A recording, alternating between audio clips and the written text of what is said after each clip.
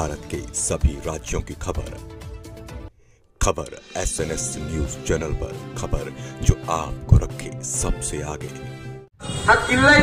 गढ़किला परकोट पहाड़ी पर अतिक्रमण को रोकने की मांग को लेकर युवा क्रांति संगठन के अध्यक्ष हर्षल भाऊ वाघमारे और अतिक्रमणकारियों ने सामूहिक आगजनी और आत्मदाह की चेतावनी दी। स्थिति गंभीर होती देख पौनी पुलिस स्टेशन के इंस्पेक्टर नीलेश ब्राह्मण और अन्य पुलिस अधिकारियों ने तत्काल हस्तक्षेप कर आत्मदाह की कोशिश कर रहे लोगों को बचाया।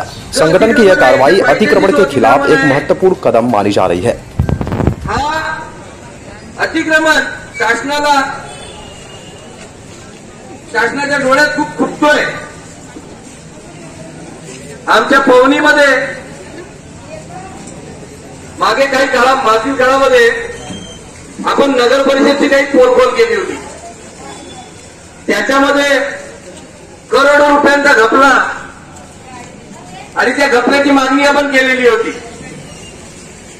त्याच्यावर मात्र शासनाने कवडी भरण्याची कारवाई नाही केली, त्याची साधी चौकशी नाही केली। त्या सीओनी मागील सीओनी इतकं भ्रष्टाचार केला, तो भ्रष्टाचार दिसला नाही। मात्र तुम्हा गोरगरीब जनतेचे हे माती विटाचे जे घर आहेत हे त्यांना खूप खुपतंय, हे अतिक्रमण खुपतंय। आज जो अतिक्रमण जो होतोय तो गोरगरिबांच्या पोटावर होतोय। आज यांचं अतिक्रमण जर काढलं गेलं तर यांनी कुठे राहायचं, हा सर्वात मोठा प्रश्न आहे। हे भारताचे नागरिक नाहीत का?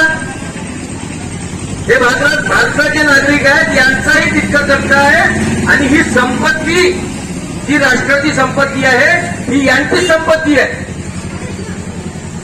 परिस्थितीनुसार प्रत्येक